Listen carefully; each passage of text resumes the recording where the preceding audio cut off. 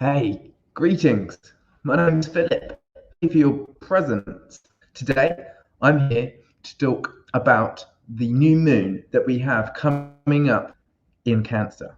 This new moon is in the moon's home sign of the Crab, and it's taking place around Friday into Saturday. Obviously, this depends where you are in the world, at 18 degrees of Cancer. This is very powerful for us because we're moving into the first new moon of the summer season. It's cardinal water, and cardinal energy leads. We see that the cardinal energy brings in things. And so, what we are learning about is our feelings. We are learning about how to honor our feelings and how vulnerable that makes us. However, vulnerability is actually a key core strength. It's a frequency which is pure truth because water is transparent and transparency is authenticity. And so, what we are looking to do is see where we are able to be authentic with ourselves, see where we have been, and sometimes where we've been denying that authenticity because of some kind of elusive complex with regards to the mind. Because in our society, we have been trained, like in a sense, to pay attention to what is correct, what works, and these are mind-based competencies. These which we think about, we perceive. It's of the fortress. And so we can get all shackled in the mind, in the complexities of thinking. What's this legislation? How do I fill out this form so that I can get a bank account, for instance, or so I can send my child to school? How about buying a house? All of these things are very relevant for Cancer. Motherhood, parenthood, children, homes. But the forms, they aren't the emotional parts. That's more of a kind of Capricornian, mercurial stance on things. The paperwork, the legislation is like an apparatus that we have to learn to climb, to ascend beyond. But feeling is something which is actually not of the mind. Feeling is the energy which gets stagnant and sometimes left behind within what we have grown from, we've been born into, which was a patriarchal society, which bases all the evidence on external, exterior phenomena. Da, da, da, da, da. I said phenomena, which is exterior. Da, da, da, da. And that isn't always inclusive of emotions. So we got to remember what brings us into our joy. We have the opportunity to remember what refreshes us. It cuts us free. This is why we have a full moon every 28 days within our lunar cycles. If we think about the sickle, which Saturn carries, Saturn's the farthest archetype that we can see with our naked eye. Saturn carries a sickle which represents the cycles that we cut ourselves free from within time. When we recognize our emotions, we actually dissolve any stagnant energy that we are able to pay attention to. It is actually that weight which we alleviate ourselves from feeling, which disintegrates so many layers. I mean, the tears are made of water. They're emotional. I mean, we are made of 99.9% water. So we ought to feel into our complexities. We ought to recognize some of our stories which we hold within our cellular membrane, which makes up our bodies. But recognizing that we ain't victim to the genealogy or the family line which we are brought into.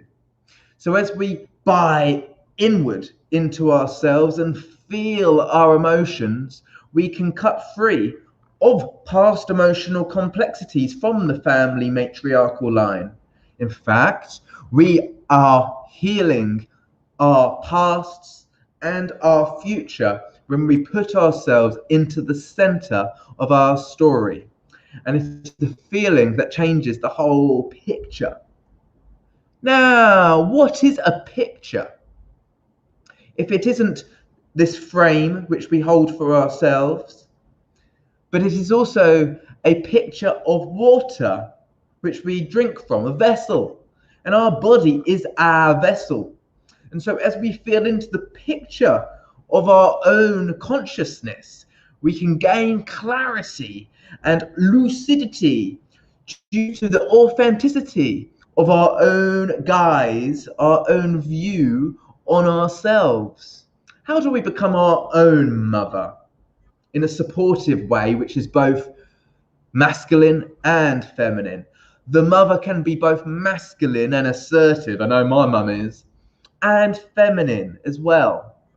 These are qualities that both a father can have as well. A father can be masculine and feminine. At the time of this new moon Cancer, we have Mars and Venus meeting in Leo, the end of a 2-year cycle that started back in 2019 in Virgo. And so we had 3 opening squares to this Mars-Venus cycle. Oh, yes, we did. It was actually that the first 2 of the opening squares after the cycle began in mutable Virgo were also in mutable signs. We had our Mars in Sagittarius and our Venus in Pisces, and later on we would have another opening square in the mutable signs, and this would be in Pisces, where Mars would be, and Gemini, where Venus would be. But Venus was slowing down and retrograde at that point. Then they'd go ahead, and it was that actually we'd have a 3rd opening square, and this time it was in cardinal signs, but Mars was in its home sign of Aries, just about to go retrograde for a couple of months. This is all in 2020, and Venus was in Cancer, where we have our new moon currently. And so then they would spread apart. They'd actually go into an opposition finally after that, but Mars was still retrograde in Aries, while Venus was all the way 180 degrees across the way in its home sign of Libra. And so we've learned so much about our interpersonal identifications and our own values and how we are open to these things at this point. It was when we had the opposition that Saturn, Pluto, and Jupiter were within 6 degrees in Capricorn. Not only was this the first time in 735 years that they were all in the sign of Capricorn, reshaping, remodeling the beliefs that we put into external archetypes, but also this was the closest that they had been in about 6,000 years since the Babylonian times, within 6 degrees. It was a tight squeeze. It was a bit like going through the birth canal or a bottleneck when we were going through October, November 2020, 9 months ago. Seems longer than that, doesn't it? Well, we moved through it. That was the Mars-Venus opposition of that which cycle is closing out this week as we open out into this lunar cycle, which we're talking about today. And so it was that then Venus would go ahead, way ahead, and eventually they'd trine in the earth signs at the right beginning of the year, and opening after the great conjunction would have Venus in Capricorn and Mars in Venus's sign of Taurus, an opening trine as we close out this cycle, and eventually they'd have their closing square, this time in fixed signs, something sustainable about our interpersonal relationships with ourselves and one another. We've come a long way since 2019, haven't we? Oh, yes, we have. We've actually dropped off a lot of dead weight, and yet there's also so many different things that we are looking into as well. And so Mars and Venus, they conclude their cycle in Leo on the 13th, which is 3 or 4 days after this new moon in Cancer. Leo is the sun sign. It is the sun and the moon meeting in the moon sign. So you can consider that actually the moon and the sun are meeting in the 12th house of Leo. This is the 12th house of endings for the solar energy. So we're looking at feeling into the collective with regards to this archetypal new moon in Cancer. And so this is very powerful. You can even look at it from the other perspective of Leo, where Mars and Venus are meeting, being the 2nd house of Cancer, just to tickle your zodiac flavors there. This is very important. Not only that, but we have the takeover, if you will. Think about Mars actually having been ahead of the pack in all of the personal planets in the zodiac. Mars has always been in front, except for the moon swings by for a few days every month. And so actually when Venus meets Mars to create this new cycle, what we actually have is Venus taking over Mars. So this changes the whole formula of the day and how we're operating. We're opening rather than leading. We're kind of like much more into our graces with Venus being front of the pack. But as this transition takes place, it is actually on the 15th of June, 2 days after Venus takes over, less than 2 days after Venus takes over Mars. But actually, in Mars' sign of Aries, we have Chiron go retrograde. Yes, Chiron's going to be going retrograde within this Cancer lunar cycle before we even get to the first quarter moon.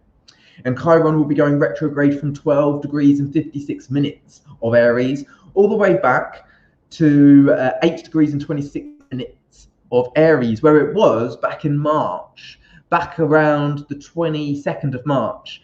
And so this was right at the equinox time that we're looking back to, so where we started out our natural organic zodiac year. And so it will be that Chiron is retrograde until the 19th of December. It's quite a time. It's just before the next solstice, the winter solstice. And Chiron will make it out of shadow by April the 11th.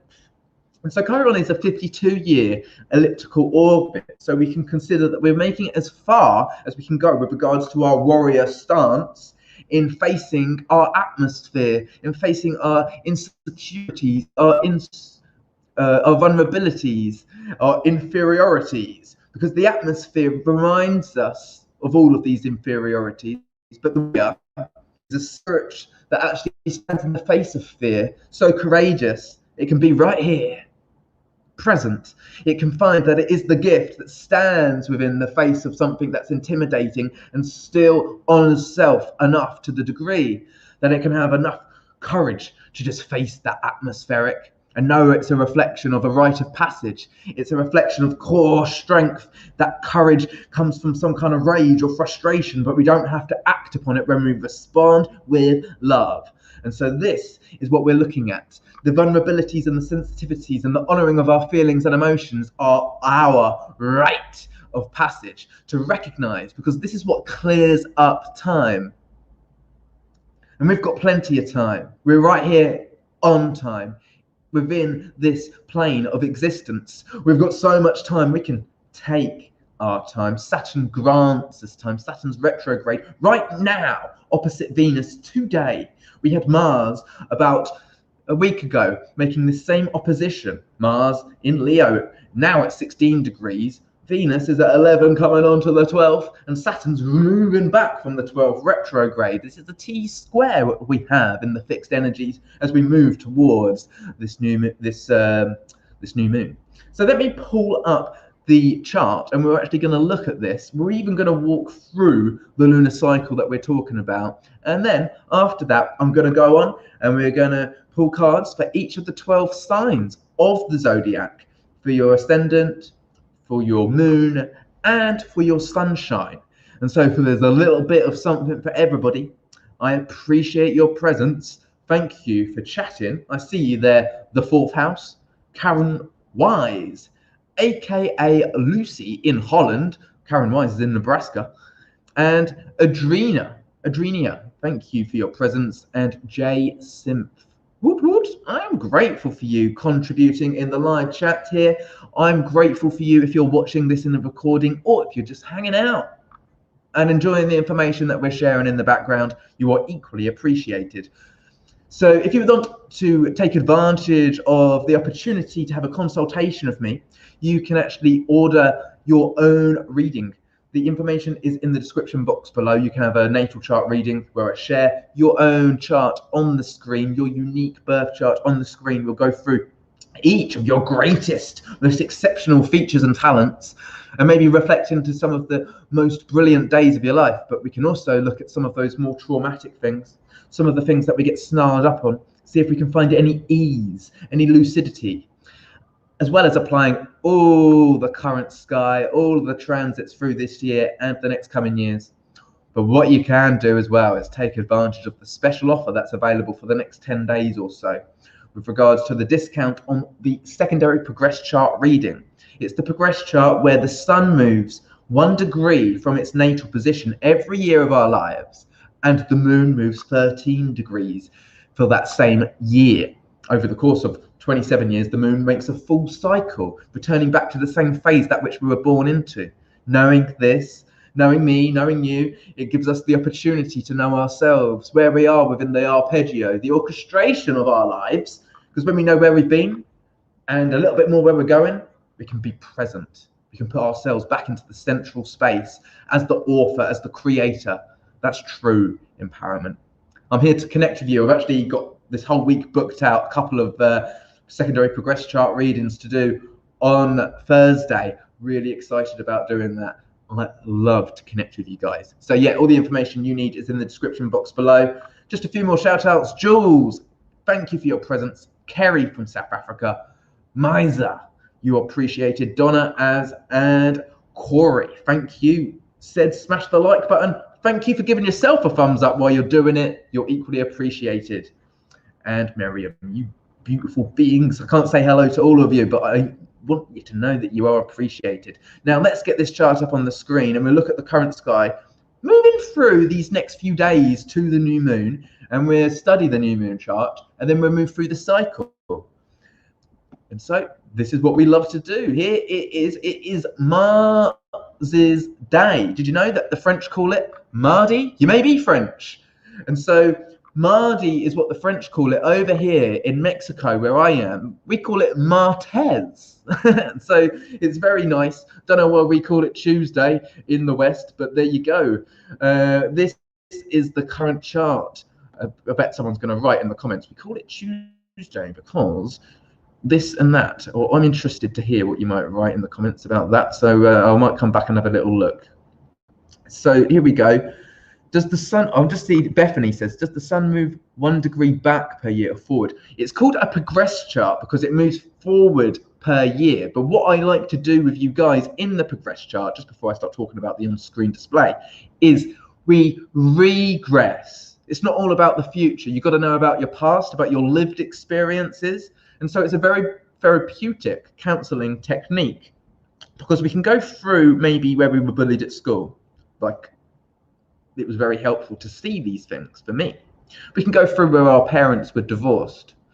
We can go through where maybe we were agoraphobic. These are all things that happened to me, and I saw them in the progress chart, and I recognized how triumphant in life I am. It really raised my self-esteem to recognize how much I have overcome in my life. And also, actually, I had my progress new moon yesterday that only takes place every 27 years. And so that sets me up. This new moon, which I entered yesterday, sets me up for the next 27 years. And so I've actually sorted myself out with a booming astrology career. As an astrologer, this can take me into sort me out for the next 27 years. My hard work at working on my shadow and connecting in better, higher vibration relationships, personally and in business, sets me up for the trajectory for the next 28 years of this lunar cycle. And so this happens to everybody every 27 years. You can check out the video that I made where we talk about the secondary progress chart. We actually use examples of Uma Thurman and Dwayne Johnson, The Rock. And we see that Uma Thurman, in her secondary progress chart, lived through Mercury retrograde until she got into the 90s, which is when she became world famous film actress. And also Dwayne Johnson, The Rock, he had a progressed full moon, and Venus went retrograde. And it was retrograde for 21 years, still retrograde now in his chart. And that was a really interesting walkthrough. Check out the video. It's already got 5,000 views.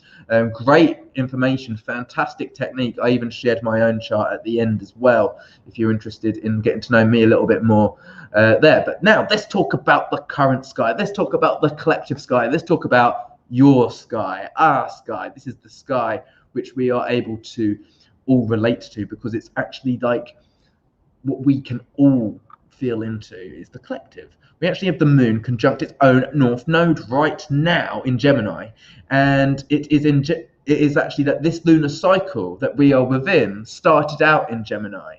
And so we actually have the moon going into its dark lunar phase in 24 hours. But what's very important about today, not only do we have this T-square building very rightly between Venus opposing Saturn, which we already reflected on, but what I haven't mentioned in this video yet is actually Mercury is squaring Neptune right now, just coming off the back of a square to Neptune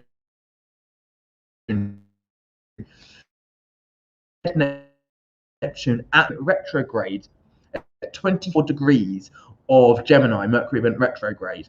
And so it was before the retrograde that we first had the exact square from Mercury to Neptune in Pisces, mutable, changeable energy. But at that time, Neptune was stationary, Neptune was moving direct. And so then Mercury went backwards over it when Mercury was retrograde and Neptune was still direct. But now Mercury's moving forward, the last degree of shadow. Now Neptune's retrograde. So it's not like we still have all of the answers. We're asking to fathom into the depths of our trust and also recognize where our doubts are, where our fog is where we have the opportunity to build more self-esteem and love ourselves, because the doubts are where we have fallen short or fallen into shadows or sabotage previously in our experiences. And so we can recognize this is our opportunity just to have faith and to clear this. And as we've just had Mercury retrograde and a solar eclipse, whole lunar cycle in Gemini, Mercury sign, our ability to communicate and perceive must have more trust in it. The bridges of connection must be more tight and lip sync, if you will. And so this is what we're looking at today as we move out of this Mercury shadow. Look at the moon move into where this lunar cycle began, which was actually 19 degrees. So just under, in about 22 hours from now, less than that actually, about 20 hours from now, we'll have the moon move into the dark lunar phase. It's already in its waning balsamic crescent phase. But as it's funny, because as we have this take place, that's when Mercury moves out of its shadow at 24 degrees and Mercury moves into new territory. And this is also taking place as Venus, by that point, would have come off and will start to come off of their position to Saturn. And so we can see that we are finding relief, maybe, or openings, or some kind of continuum from maybe the tension which has been building these past 10 days since Mars started to oppose Saturn.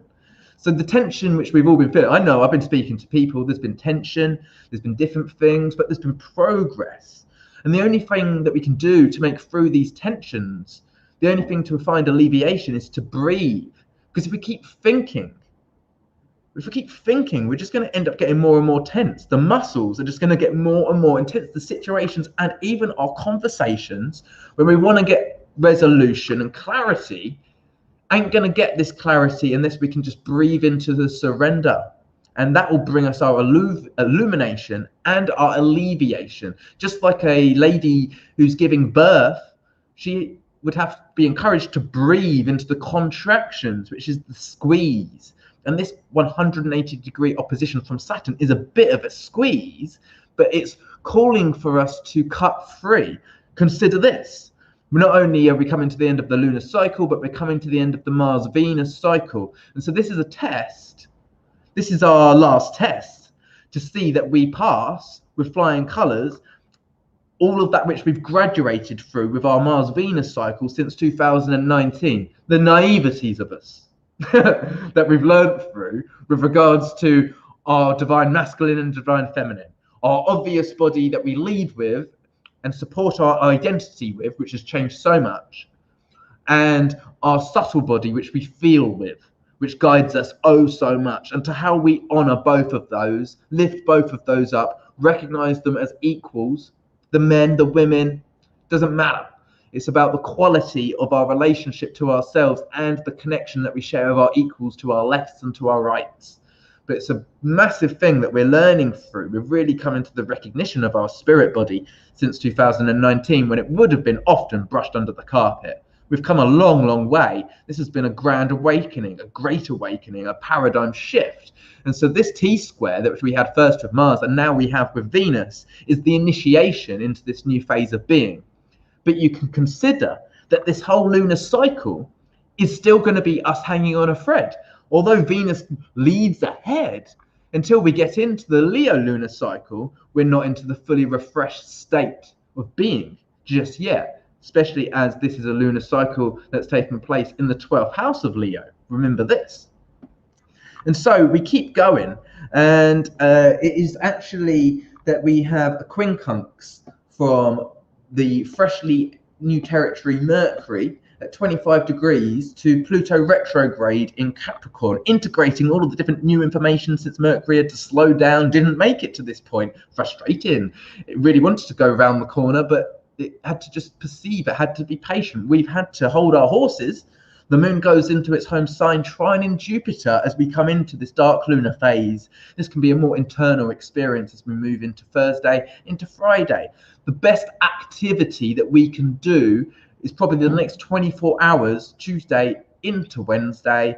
This is why I'm doing this video now, so we've got time to operate before we kind of take a chill pill, maybe take a moment in the dark phase of the moon before this lunar cycle begins at the beginning of this weekend.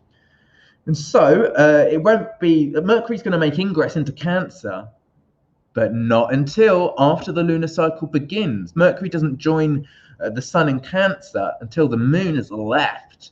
It's not until the 11th of July that Mercury goes into Cancer. And so this is important for us to recognize. We find that actually Venus comes way off of Saturn by the time that we have the new moon at 18 degrees. Let's pull that chart tight. Tight as a tiger. I'm wondering what your Chinese zodiac years are now. Maybe you want to say in the live chat or in the comments below. I'm a year of the tiger. Next year, that is. I know that this year is the year of the ox, which yields results due to its persistence in clearing the way. It doubts itself all the way, though. But it's really, really valuable, the persistence of the ox. So we are in this ox year, we're persistently clearing the way for the opportunities that are going to be brought around in 2022. So keep our esteem up, keep our morale up, keep bleeding into the joy. Sometimes you just got to dance and put some music on or do something that makes you happy for you first before you go and do things for everybody else. Before we do things for our children, for our parents, even for our work, we must meet our needs. Before our lovers, we must love ourselves.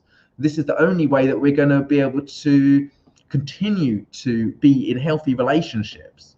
Anyway, let me keep moving this chart exact. So it is that they meet at 18 degrees, and it's almost exactly 18 degrees that they meet, so which is really powerful. It's actually my midheaven, this. So if you're a Libra ascendant, it could be that it's your midheaven as well, where this new moon's taking place. It's very powerful for you guys in the workplace. We'll find out about that when we do the horoscopes for the 12 signs in a little bit. And so what we're looking at is this new moon, and it's unaspected majorly. You know, it does make a sextile, which you can't see on the chart because it's a 56-degree sextile back to Uranus here. And so unexpected progress. If we go back now, just look at the aspects we got currently in the sky, we can see that the sun is sextile Uranus today. That's going on right now. I just had that chart exact. Let's move it back forward. Here we go. And so we can find that the next few days can be advantageous with regards to just doing something wild, just really going off in this new intuitive direction that maybe the eclipse have compelled you to do. Maybe the Mercury retrograde compelled you to do. We're coming off the back of the spring board into the summer. What last bit of enthusiasm can we push forward into the summer with?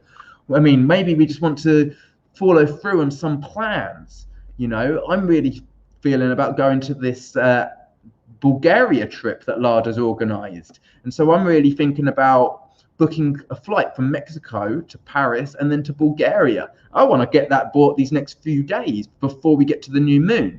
And so that's an investment, and it's really exciting, but it's a bit nerve-wracking because of the international travel and all of these types of things, but I just want to get it booked. This is just an example for you guys. How can we make the most of our moments? I mean, do we want to hold off because of inferiorities? Are we going to take that wild leap and take advantage of the Venus square Uranus and the Sun sextile Uranus and Mercury moving into these new territories? But we're kind of going to be responsible.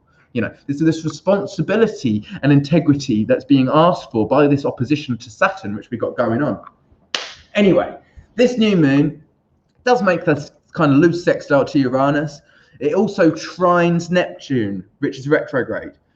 So Mercury still squares Neptune. Mercury in the 12th house of the cycle 12th house of Cancer is Gemini. And so we're paying attention to our interior consciousness. We're paying attention to our interior conversation. How are you encouraging yourself? How are you being your own cheerleader from the inside out? Like, you've got this. You are on course. Have you seen all that work you did yesterday, the month before that? You really set yourself up over the past few years. Imagine how far you can carry yourself. Imagine how far your profitable trajectory in life, your charted course, even the vision, which seems a little bit out there, how you can manifest this.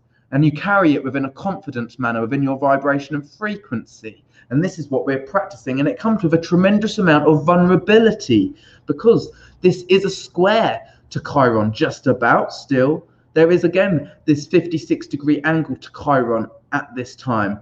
76-degree angle to this 86-degree angle. But also we have the trine from Mars and Venus to Chiron. In fact, that trine from Venus to Chiron goes exact tomorrow. And so this is the vulnerability on sensitivities that we got going on. Remember, this is also a transition within phase, within the lunar cycle. Within a couple of days, on the 13th, Venus takes over. And so there's a very sensitive, vulnerable time.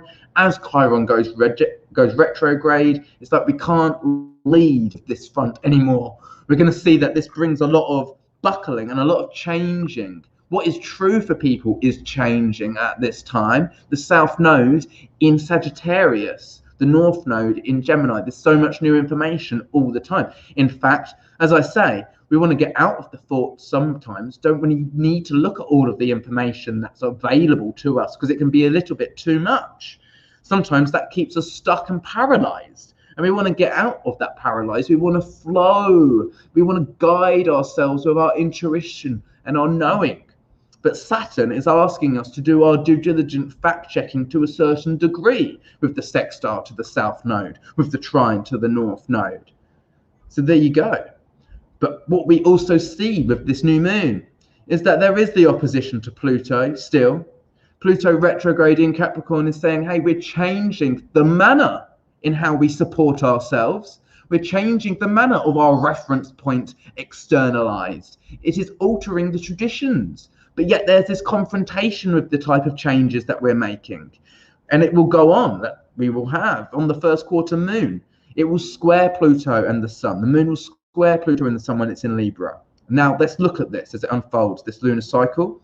We're going to go day by day, you guys. You are granted me as your tour guide through this lunar cycle. So let's just have a gander and we'll march through it, shall we? It will be that the moon straight away goes into Leo, joining Mars and Venus on the 10th of July.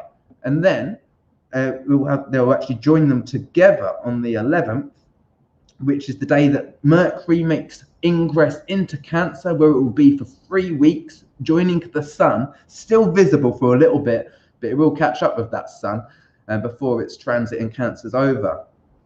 And so we keep moving, and it will be on the 12th of July that Mercury makes an exact trine to Jupiter retrograde in Pisces. And so this can be a really great time for poetry. It could be a great time for writing and communicating our feelings and our belief systems about our emotions. On the 13th, Mars and Venus have a conjunction. This is the end of a 2-year cycle that started in Virgo. This is a fixed energy where they're meeting. It happens actually at 19 degrees. And then Venus takes over and will lead the charge until it goes retrograde in Capricorn this winter. In fact, then it will be that Mars catches up with Venus. And because of the retrograde, we're not having a 2-year expansive cycle for the two. However, Mars and Venus will travel together and then meet again in Aquarius in the spring next year. And then we'll have our traditional 2-year extended Mars-Venus cycle. And so there you go. Very nice indeed. And it will be on the 15th of July, as we come into the continual waxing of this cycle, that we have, you see the moon go into Libra, squaring Mercury, and this opposition starting to build between the Sun and Pluto. But on the same day, this is when we have the Sun make its harmonic trine back to Neptune retrograde at 23 degrees of Pisces. And so this can be, are we gaining clarity, or our intuition guiding us, or is it a bit of fog and delirium? And so we're being asked to check in with reality. Sometimes we can cut through with our intuition, especially recognizing that Neptune's constantly sextiling Pluto as the Sun makes opposition to Pluto too. Think about the Sun being the dispositor for Venus, which now leads the charge, which is making a quincunx to Neptune, as well as Mars as well. And so it's also on the 15th, as you see, that Chiron shall station retrograde. And so this will be that Chiron's retrograde for a few months. As we see that if you watch it now, goes to December, it goes back to 8 degrees, and then it will station there at that 8 degrees. And it was last at this space at the beginning, well, it's at the March 22nd. And it will move back to 12 degrees by April and then move beyond. And because it's a 52-year cycle, when it moves beyond, we're focusing on stuff that we wouldn't have focused on since the 70s, something like that. So it's very powerful for us to recognize that, okay? But let's go back to the present within that lunar cycle. It's good information for you to be aware of with regards to our Chiron energy, because we're always going in and addressing and readdressing our wounding, finding that it's often a rite of passage within our core strength as we heal ourselves, because we are the healers, we are the magics, and there's all parts of ourselves which are always a bit sensitive and always a little unhealed, and there are rite of passage. It is actually, as Chiron stations retrograde, you can see the moon's opposite, and there's a grand air trine to Saturn and the North Node. We're changing our belief system. Chiron stationing in a trine to Sagittarius. That is part of our core wounding, our belief systems, which we brought in, we drag them in, sometimes unconsciously, from our parents, from our nationalities, from our family lines.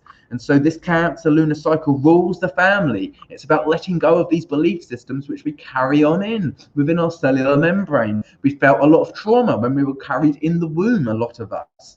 And we carry that out and live it out through our stories, through every relationship, to all things in our lives. We have the first quarter moon here taking place on the 16th. And Venus makes the quincunx to Neptune exact on this first quarter moon, which is taking place in Venus's sign. Venus at 23 or which is a 150-degree angle to Neptune. It's at this time that there is also a quincunx to Pluto, which goes exact a couple of days later. So we're doing massive integration into the consciousness of the collective, to our imagination, the image of our own magic, mystique. But how do we structure such a thing? We've been learning that we've grown up in a physical world with physical, real things. But actually, no, there is lucidity to our experience, where our spiritual beings having a slow vibrational experience. And so we're learning about our power and the metamorphosis that's available to the structure of things in our lives, with these finger of God, Yod aspect from Venus up to Neptune retrograde and Pluto retrograde. But let's pull that first quarter moon exact as that's going on, and we'll put it to the 24 degrees of Libra, which is where my moon is. That's been my lunar return on this first quarter, but it's actually, there's a fixed star called Spica, or as the Vedic astrology deems it, Chitra. And this is a diamond consciousness, a revered spectacle of being able to see clarity.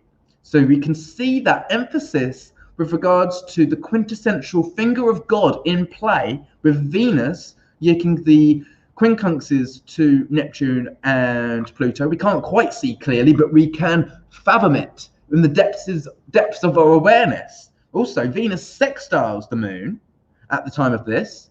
Very nice. And the moon's making a T-square to the sun opposing Pluto. That's just a day, isn't it? And that's the 17th of July. That's just a humdinger of a day. We're breaking free of karmic debris. The moon in actually obviously ruling the cycle that we're moving into, talking about a Cancerian lunar cycle. I'm just excited. You can hear me. And so we keep moving towards the full moon. And we'll see that actually on the 17th is that opposition to Pluto retrograde. As we move into the 18th, the moon goes into Pluto's sign of Scorpio. Venus, 25 degrees, makes the exact quincunx to the ruling planet of Scorpio, Pluto. And so the yod starts to fall away because the quincunx orb isn't that strong back to Neptune at that point. But we have integration. Mars will be met next to make that exact same aspect. Mars moving much more slowly. It would be an interesting activation. And so we move into the rest of it. On the 18th also, Mercury at 11 degrees of Cancer, making a quincunx to Saturn retrograde. Again, how do we communicate? How do we structure our emotions and our perspective within our own authority, rather than giving things away by acquiescing, by not speaking up, by not saying our truth? This is a very important time, speaking our truth always this year. It's just fathoming it and having the courage to stand within that space. The moon trines Neptune on the 19th, but Mars makes that first quincunx to Neptune at that same time. Mercury at 12 degrees of Cancer will make a square to the freshly retrograde Chiron in Aries. That's a cardinal square. Again, the sensitivities of speaking out at this time. There's a grand water there's a grand water trine with the moon in the latter degrees of Scorpio to the Neptune retrograde to the sun at the end of Cancer, last few days of Cancer season. And so we keep moving. The moon goes over in its own south node on the 20th of July. And we have Mercury in Cancer sextile to Uranus, just like the sun is today. And so that's very powerful for us in making a radical leap with regards to our value. Finally, we got the guts to speak out. Maybe we were playing quiet, and then we're just like, right, we're not having it. I'm speaking out about this thing. I've got to leave my job, or I've got to say that I need to be heard in this manner, or maybe I just needed to speak to myself more lovingly. We can perceive that always. We can speak to ourselves more lovingly. As the moon goes over its own south node, we eradicate, we release, we let go layers of our old belief systems that don't serve us anymore. We see that this Jupiter's edging closer and closer back to its regress back into Aquarius as we move towards the full moon, which will be in Aquarius. The moon going through Sagittarius on the 21st as Venus makes ingress into Virgo, where it shall be for 3 weeks. And so Venus actually makes an opposition to Jupiter on the 22nd. Jupiter retrograde in Pisces at 0 degrees of Venus, 0 degrees of Virgo, the same day. Mars makes that same quincunx 150-degree angle to Pluto retrograde. Mars at 25 degrees of Leo, Pluto retrograde 25 degrees of Capricorn, as the Sun makes ingress into Leo, joining Mars. Very fiery, inspirational time for us all. And so it's like Venus leaves Leo and the Sun, the King, enters its home sign, releasing so much karma as it leaves its own 12th house. Mercury's still there. And the moon going over Pluto as it does every month as we move towards what will be the full moon in Aquarius. Obviously, we'll talk about that in detail in a couple of weeks, but we can, oh goodness gracious me, but we can have a little look at it for a moment because it gives us the perspective of the cycle. And so we release so much emotions that this the first of 2 full moons in a row in Aquarius. This one, as you see, is at 1 degree. The second one is at 29 degrees, conjunct Jupiter retrograde, which will be at 27 degrees. But that's obviously in the Leo season. It's a way off yet. I mean, this is the Leo season now, but that's within the Leo lunar cycle. And so this is a massive time. Mars still quincunxing Pluto at that point. Venus opposed Jupiter. Very interesting. And so we keep moving. Just want to keep moving to close out the cycle, you guys. So thank you for sticking with us on this expedition. And we're almost there. And so we'll move through to see that Mercury will then is trining Neptune at this time as we go into the waning half of this lunar cycle. We release, we let go, and we continue on our journey. And this is an opportunity to see that actually our imagination is a tool. Our unique genius is a tool for us to fathom the depths of our experience. In the waning half of this lunar cycle, we have the Sun quincunx Jupiter straight away off the back of the full moon. We're integrating our creativity into our belief systems. We're integrating our trust. Mercury going to make ingress to join the Sun. It's underneath the beams at this point. And we have it opposing Pluto as well. as we come off the back of the moon waning through Cancer, through Pisces. And so, yes, this is very powerful for us. Mercury will quincunx Jupiter upon ingress into Leo, and we will have an superior conjunction, of Mercury flying off the Sun. And moon goes into Mars's sign of Aries, joining Chiron, making a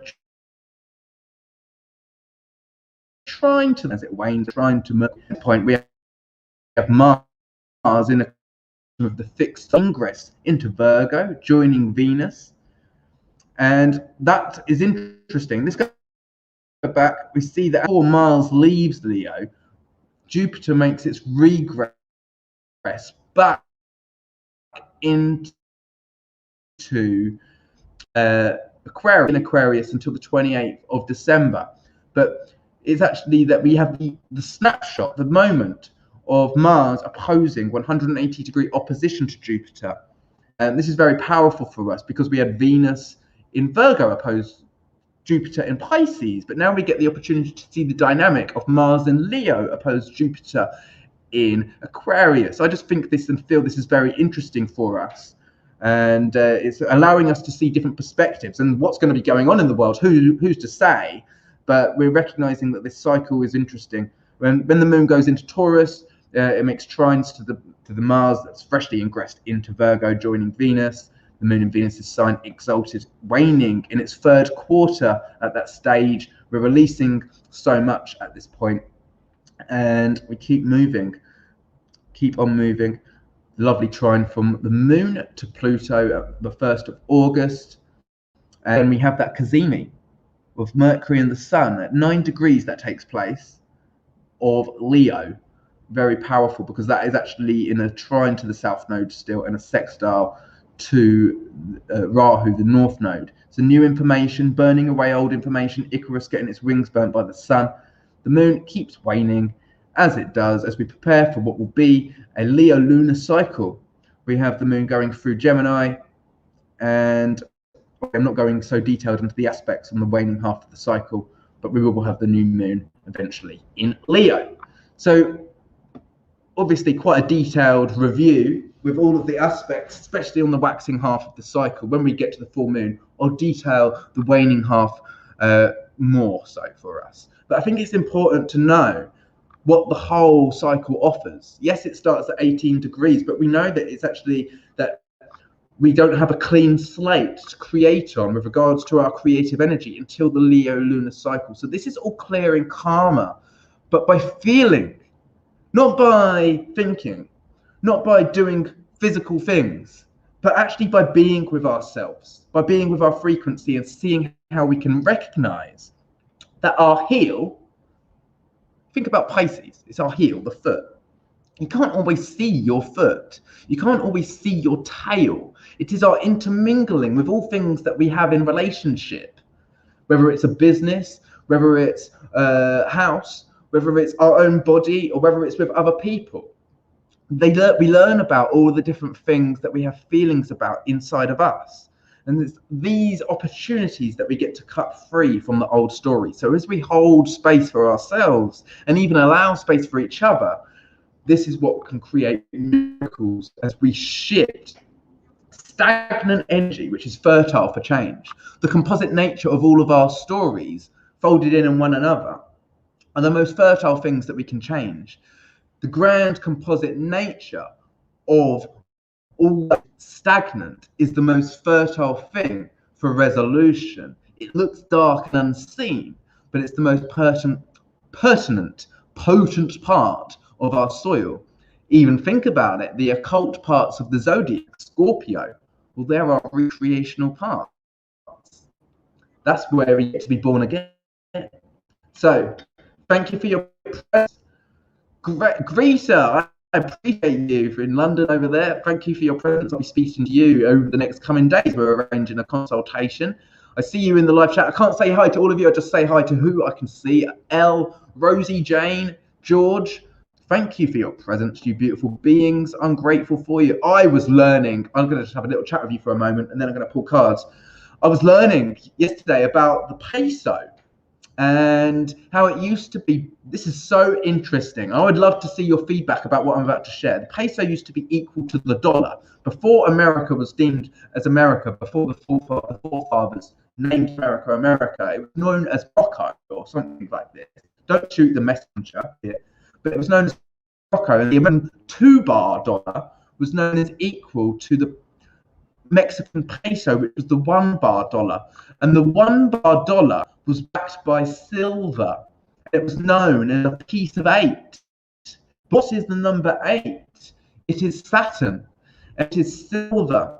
And so what it was backed by was the divine subtle body of silver, which is lunescent. And so it's Saturnian and lunescent, it's silver. And so this actually what was stolen by the forefathers, because they sold to the Mexicans the paper money. There's a silver stripe for it and pictures of the forefathers on it. And we got sold this paper money.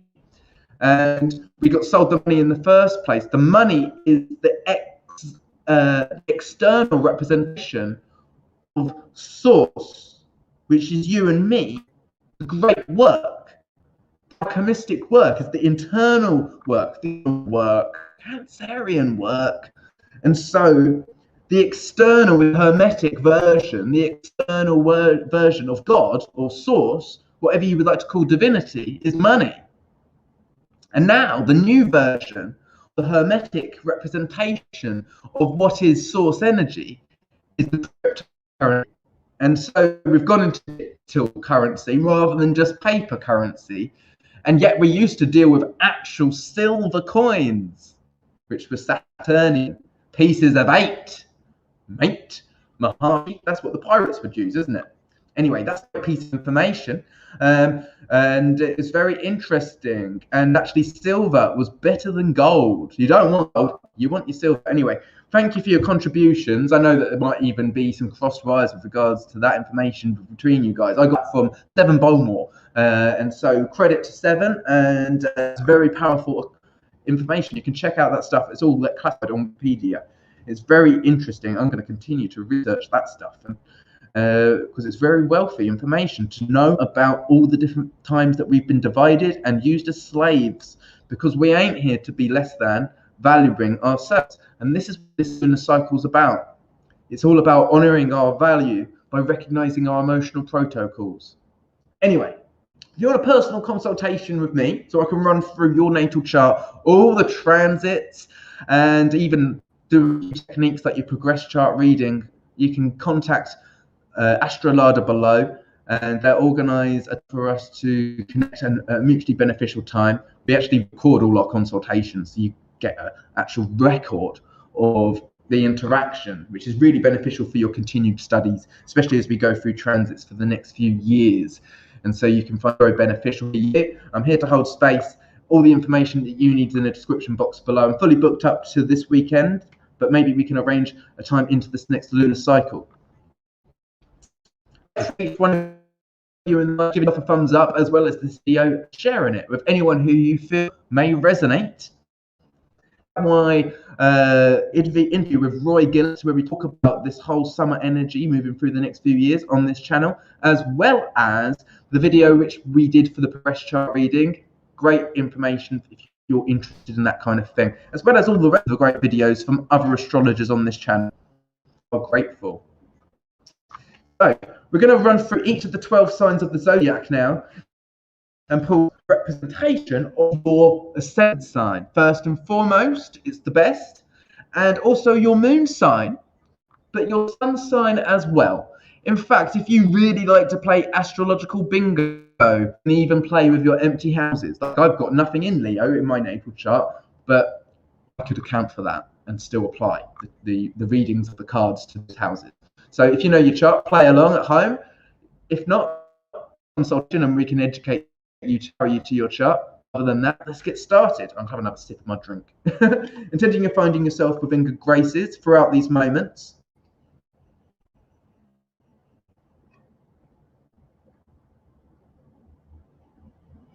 Yes, I love what Chrissy Belly is saying here.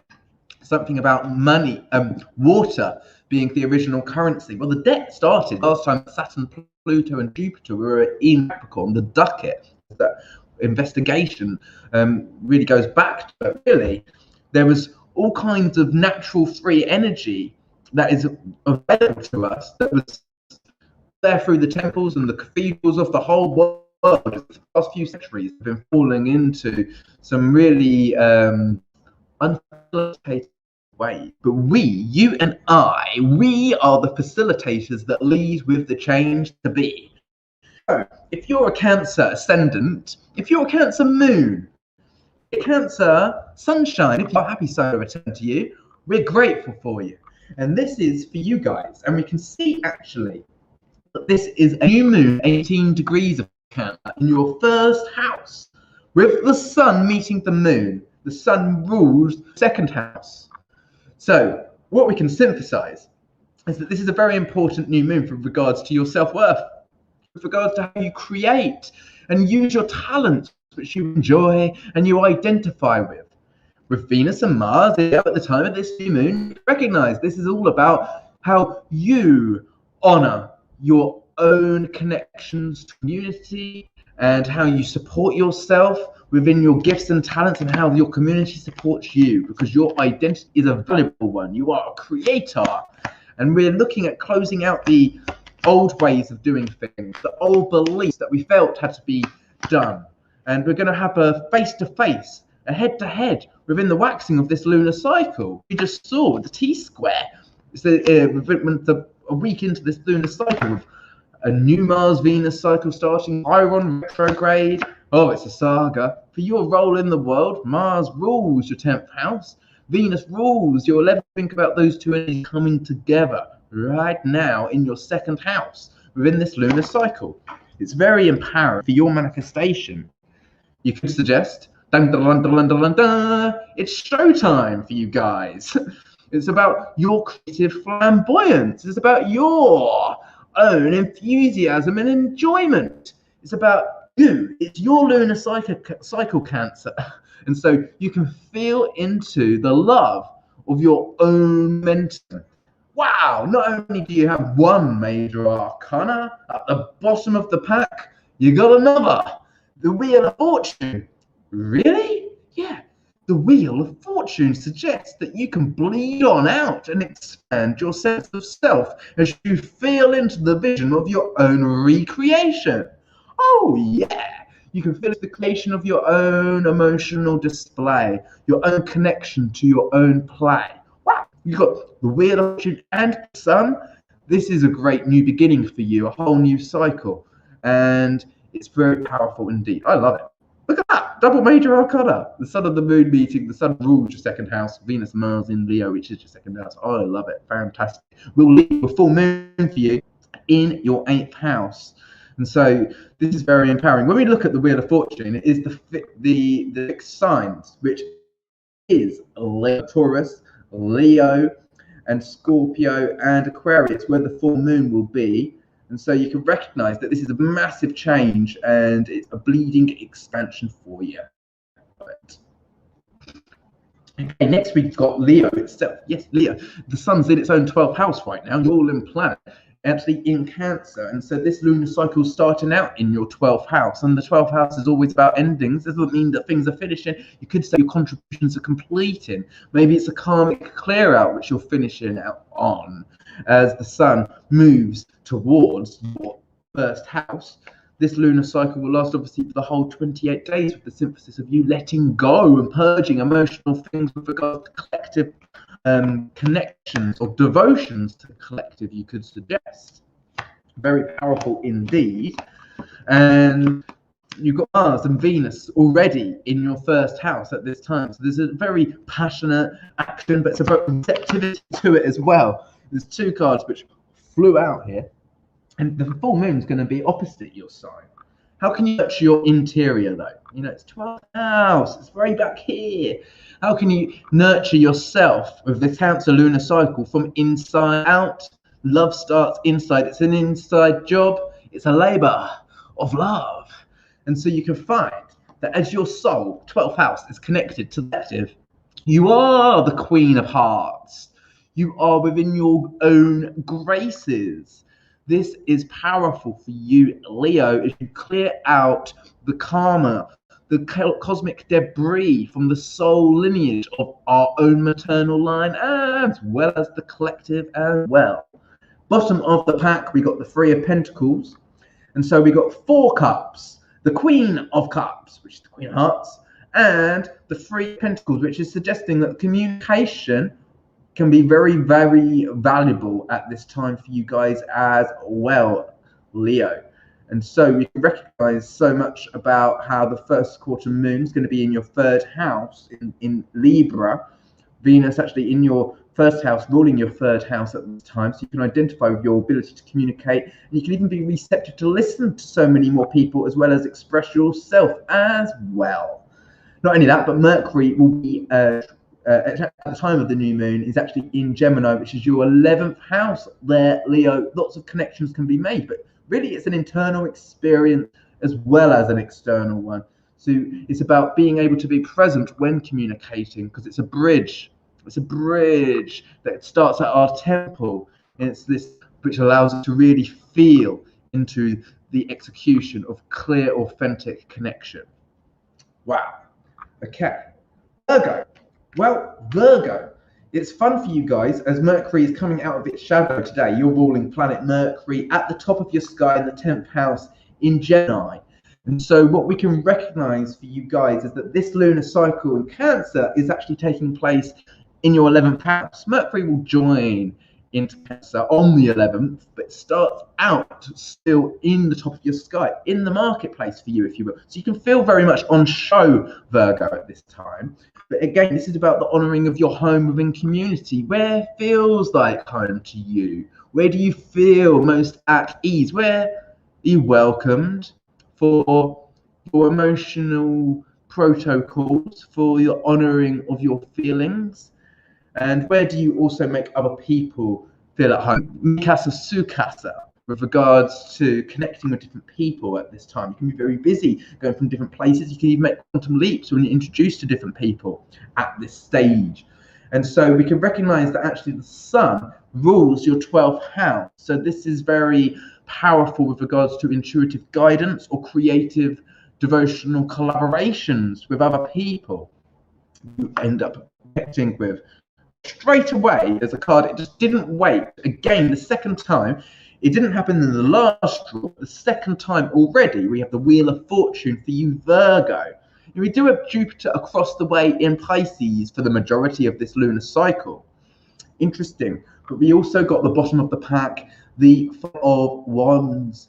So this is suggesting that your action, your identity, Mars in Leo in your 12th house, which is very fertile for you this moment now. This lunar cycle is about you connecting with different people within your local vicinity, your spheres of influence, your networks, your communities, maybe even online. And you can find that your fortune and your actions and your creativity carry you far through these times. Very nice indeed for you, Virgo. I love a bit of it. Thank you very much. You are appreciated. So intending that you're taking notes and you're making this relevant for your own placements, for your own pendant, for your moon sign, and for your solar sign as well. Next, we got Libra. Libra, your ruling planet Venus is going to be taking the reins, leading the pack as of the 13th. This is a whole different space for our placements. Wherever you've got your Taurus and your Libra, whoever this is, for you, for everybody watching, wherever we have our Libra and our Taurus, we're going to feel a shift, maybe even a vulnerability, but also a magnetic energy, a compelling energy. Venus really is dazzling at the height right now of its phase before it will eventually go retrograde at the end of the year. And so this is very powerful for us. This is Libra Ascendant, Libra Moon. I'm both of those, and Libra Sun, which I'm not. So thank you for that. This is a new moon lunar cycle that begins in Cancer, the home sign of the moon, in your 10th house there, Libra. Oh yeah, but you're all in planets in there in Leo. Yes, ruling planet Venus in Leo, moving towards a conjunction with Mars. And so we're closing out that Mars-Venus cycle in your 11th house. So you could suggest that this is about your role in the world and your role in relationships within community. It's a really important opportunity that you have to lead with your professional life, but also you're looking to complete projects. You're looking to find that you can ingratiate yourselves within community through these cycles. Very powerful to have the double upcoming full moons in Aquarius. But this is also that we have your ruling planet in your 11th house. The sun's going to be rolling in there also. And so it's a very powerful time for you accessing your genius, for your creativity, Libra, and other people being open to it. This is your time, really, because you've got your ruling planet and the lunar cycles going across the top of your chart. Very powerful for you guys. I love you guys. Thank you for your contributions. I love these little historical notes that people did in the live chat, like Rosie Jane. I'm not quite able to read them, have them all, but I do admire them. I'm not so much a historian as I am a very good astrologer, but it is useful to know the history. But history is just a pack of lies which we agreed upon, really. A lot of the historical evidence for things is buried. It's there, but you have to look beneath the surface. It's all kind of occult. Her story is the interesting thing, our heritage, the frequency. Libra is all about seeing beyond surface level stuff, really. It's about going into the depth of value, which is often something you feel. That's why Libra's ruled by Venus. Woo! Funny, because the card, that's what I just described. One of the two cards, oh my gosh. Yeah, okay, Libra, we got this. We got the Tower card. Yes! Anything that's not serving you to be dismantled. Perspectives about yourself and the world, your doubts, maybe inferiorities. You know, they've got to come down. They're not supportive of this. Venus closing out T-square now is this kind of energy, but we can recognize that the Venus doesn't meet Mars, which initiates the whole new cycle. So we've got to let go of those layers. With the first quarter moon being in Libra in the T-square with Pluto and the Sun back in Cancer, we can see that this is a very beneficial tarot card. It's about our judgment. It's about our perspectives. Often we are replaying old emotional stories, which are our old scripts that we feel. They're not just intellectualizations, they are old memoirs, which we are here to heal. They're our tales. They're our old stories. And we want these old stories to be taken down. We want all of these old layers, all of these old tears to come down. I've had enough of them making me frown. I mean, I am a Libra moon and a Libra ascendant, and I'm making the most out of these cards. We are our own judge. So when we consider ourselves all-inclusive with the exterior as an actual guide to us and take responsibility inside of ourselves, then we can find that we're able to heal our most unseen parts. This is very powerful for us. We are empowering ourselves to change and alter our value. We are the altar. The buck stops with us. And so we can find, regardless of emotional situations inside, which are our guide, we're able to continue to activate our value infinitely, continuously, as we support ourselves, moving on our old judgments, the old trips and triggers and assumptions that make an ass out of you and I. So we need not assume or be sucked into the atmospherics as we recognize ourselves and honor our own value. Very powerful, Libra. New moon, top of your sky. Anything that isn't there for you is there to finish and dissolve as we feel into the resolution of the beneficial moving forward. You've already created so much. Some things aren't even there to be continued. Very nice indeed. Thank you for your lovely comments. Next, we got Scorpio, ascendant, moon, and sunshine. This is a new moon for you guys in your 9th house. Fellow water sign, 18 degrees of Cancer. This lunar cycle begins around the 9th, Friday into Saturday. And so this is the new moon, as I say, in your 9th house of higher learning, international travel, the love of wisdom and philosophy. We recognize actually that these are belief systems we're able to alleviate ourselves of, to let go of. There may be our mothers, some others from the matriarchal line, maybe our grandmothers' mothers. You know, sometimes it can go back 9 lives.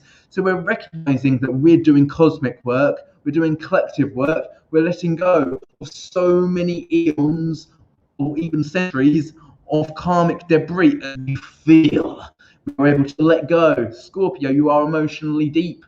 You know these mechanisms, you know these mechanics. You are able to nurture yourself through the filter of these belief systems. Ninth house, new moon says I'm able to let go of things that would stop me from getting further along in my life path. This is these things that stop us like a roadblock because we haven't felt into them. We're not clear on them. But as we do gain clarity, then we're able to move beyond them without tripping over them or self-sabotaging us, thinking, I can't do that. Yes, you can. It's about having faith. We're learning so much this year about faith in our vision and being a visionary and anchoring and manifesting our own heart joy. So Scorpio. So Scorpio, I into you. Have faith within the view of your own ability, because yes, you can. Not only is this lunar cycle actually beginning in your ninth house, but the sun rules the top of your sky. At this time, Mars, your ruling planet, is transit Leo to your sky. Yeah, you're on show. So this is a belief system about your creativity in the world, about your identification in the world, and then the insecurities, the inferiorities that come along with being seen, with being recognized. Oh, it's them! It's the Scorpio person. They did this, they did that. But yet you hold yourself without giving too many hoots about other people's opinions. They're a reflection of our own doubts, which we shall always be here to clear more and more of. Wow, the card which we got for you, Scorpio guys and gals. Whoa, it is your card. Is this your card? I believe so. It is transcendence. It is metamorphosis. It is the change. And it's either be change or be changed sometimes. And so this is going into the empowerment of being the change, choosing you and going with it. Not only do we have the Death card, but we also have the Eight of Swords. It's a metamorphosis. This deity is free to let themselves go. 8 swords is a transmutation of our perspective. And so this lunar begins at 18 degrees of Cancer in your ninth house, is saying I'm able to have a massive transformation on the wisdom which I hold within my emotional subtle body. I'm able to have a massive transmutation of my karmic family line and all the belief systems that used to stop and snarl them up, used to keep them stuck in time. I'm able to flush through very powerfully, like a rite of passage, wherever I felt damned, wherever there was a blockage, and see that I'm alleviated to hold a brand new perspective for self. It's very powerful, very nice indeed. So next, thank you, Scorpio, you beautiful beings with your moons and ascendants and sunshines. We're going to be doing the Sagittarius next. To answer the question, we have done starting Cancer through to Sag. We've got Capricorn, Aquarius, Pisces, Aries, and Gemini to do yet. And so Sagittarius, you got the node in your sign. Jupiter's your ruling planet. Within this lunar cycle, Jupiter's going back from your 4th house back into your 3rd house. So you're looking at nurturing and having faith in your belief systems, in those matriarchal lines, looking at those communications, your genius, all the different people that you may have been working with earlier this spring, all the different belief systems that you've altered due to your hard work and your journey, which obviously is the proof in the pudding, is the shift that we are all making at this time. In having faith that things go out, sometimes you don't need the evidence before you take action, just go anyway, and that's what yields results. Faith in you, rather than feeling inferior and stopping ourselves from doing the things that we came here to do. Sagittarius, this is the new moon in your 8th house. This is all about your collaborations, who you collaborating with, whether it's business or personal.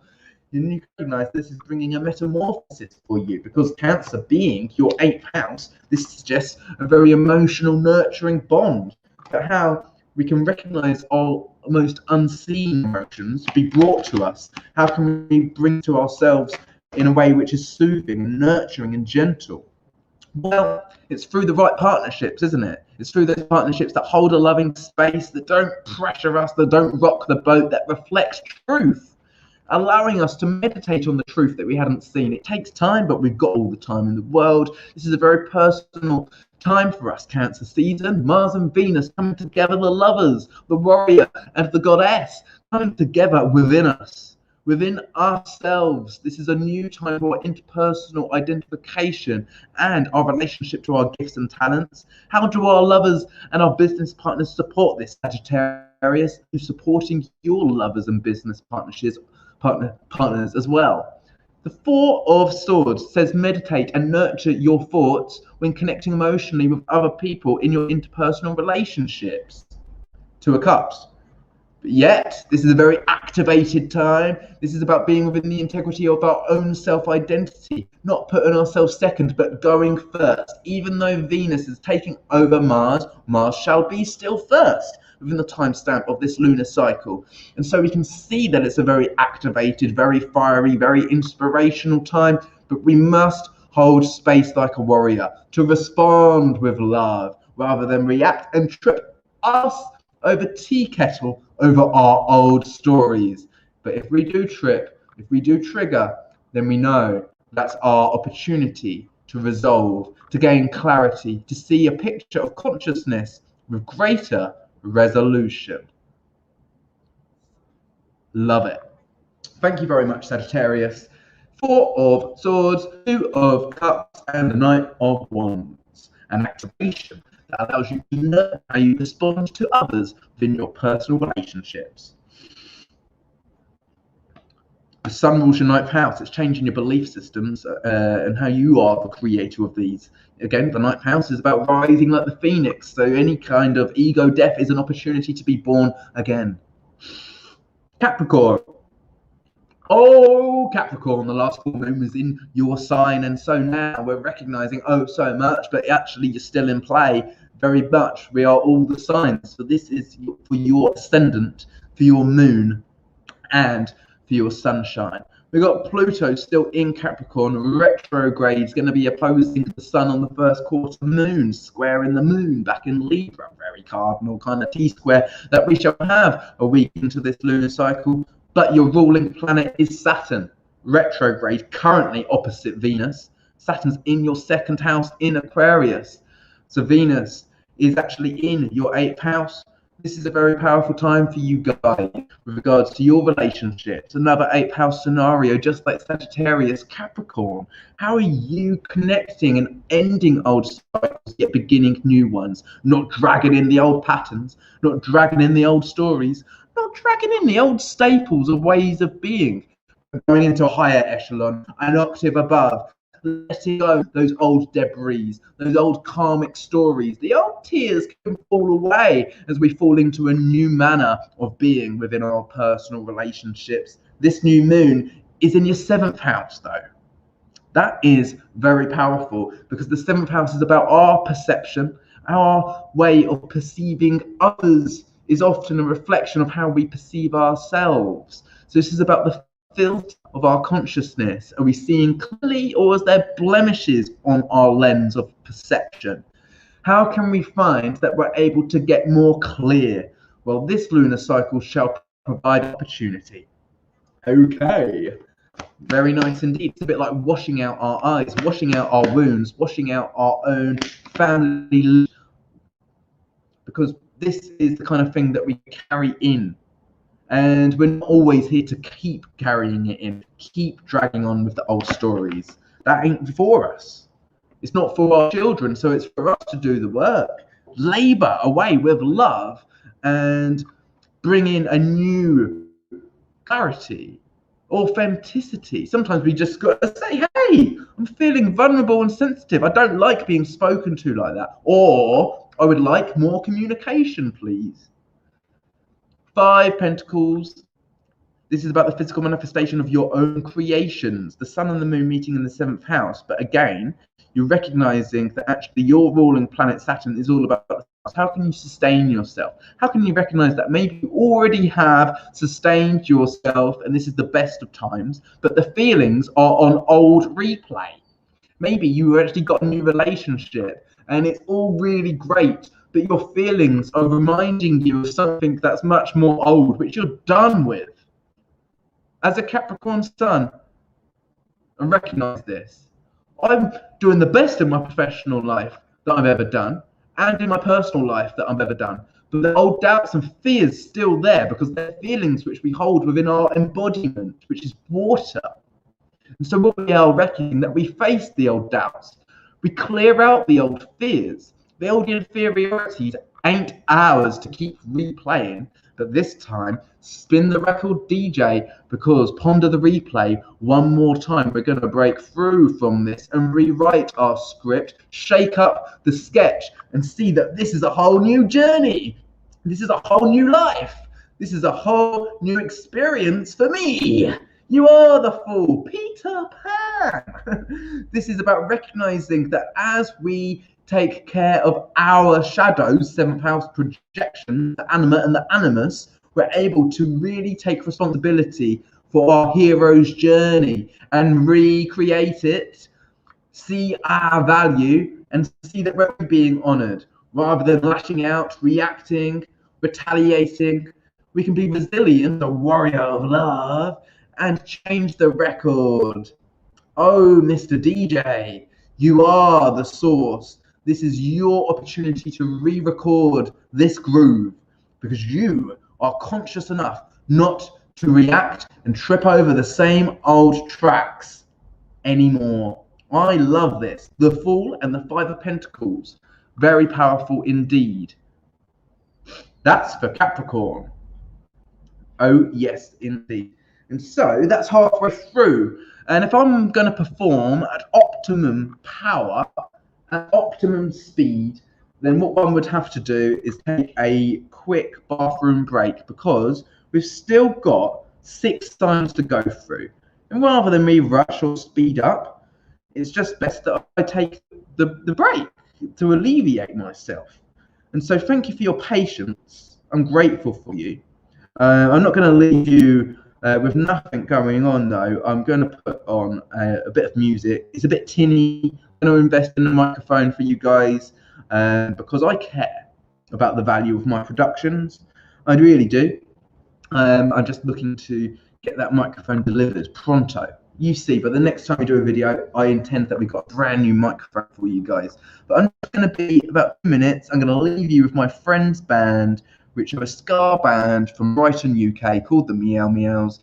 This means that there should be no copyright disasters because they're my friend's band and they're not signed to a label. So just give us 2 minutes, stick around. I'll be back with you and we're going to do Aquarius. Oh, so we just did Capricorn. We're going to do Aquarius, Pisces, Aries, Taurus, and Gemini, the last 5 signs. So thank you for your patience. You are appreciated. If you want a personal consultation, information in the description box below. I'll be happy to connect with you.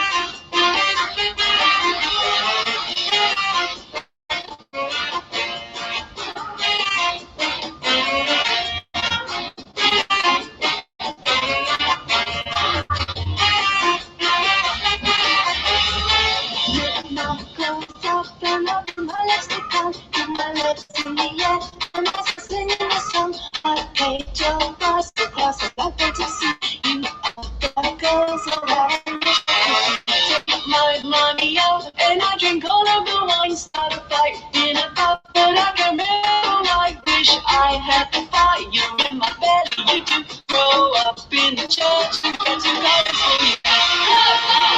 Let's take on. Let's take on. It's not funny 'cause I can't go home, but it's funny 'cause you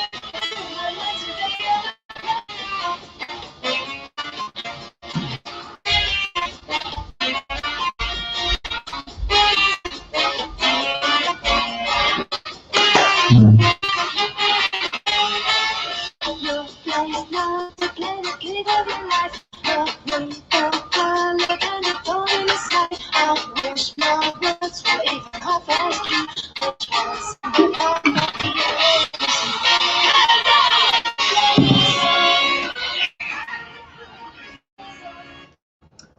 That was the Meow Meows from Brighton, the UK. You can check them out on Spotify or on YouTube if you like a bit of that star punk music. Thank you for your patience. We are working our way through 12 signs of the Zodiac, and we're doing a new moon tarot pull as well as astrological review for each of the 12 signs. And so we're all the way through to Aquarius, which is actually where this lunar cycle will reach its maximum. We will have the moon in Aquarius, the first of 2 full moons in a row in Aquarius. But this lunar cycle begins at 18 degrees of Cancer in the coming days, in about just over 48 hours. Well, no, actually, it's about 72 hours from now. And so this is for your ascendant and your moon and your sun in Aquarius. Thank you for your compliment there, Joe Van Cut. I am a Capricorn. Do you like my t-shirt, you guys? It is actually the full on the t-shirt, as you can see. It's pretty cool. I like it. I'm wearing red because it's Mars Day. You've got to wear the right colour of your planets. You know, Monday you wear your white. Tuesday, Mars' Day, you want to wear red. Tomorrow, Mercury, you want to wear yellow. Mercury's Day. You want to wear yellow or something mercurial, so maybe silver, something like that. Thursday, well, you want to go orange, don't you, really? Pink on Friday for Venus Day, black on Sun's Day, the Sabbath, and yellow, bingo, the Sun's Day. Anyway, Aquarius, new moon for you, and this new moon's taking place in your 6th house. How do you honor emotional protocols in your day-to-day rituals and routines? Are you honoring your feelings with regards to that which you recognize in your body? You're so sensitive. You're so sensitive, Aquarius, but you'd never know. Everyone thinks Aquarians are tough. Everyone thinks Aquarians are maybe a little bit more disconnected, but actually, how can they be? With the 6th house ruling the body in Cancer there, it's like the whole body is a thermostat, an energetic vibrational frequency thermostat. And Aquarians' genius is that they're so sensitive, they are intuitive beyond recognition. And I want the feedback. Who is Aquarius ascendant, sun or moon? Give me the feedback. Is that good for you? Like recognizing Cancer as your 6th house? Because that's the way I read it. And this lunar cycle is beginning at 18 degrees of Cancer in your 6th house, with the sun, which rules your 7th house, meeting the moon, ruling the 6th. So this is again about how your hard work and your activities and your rituals and routines, they form a certain perspective, a certain you, which you hold of you.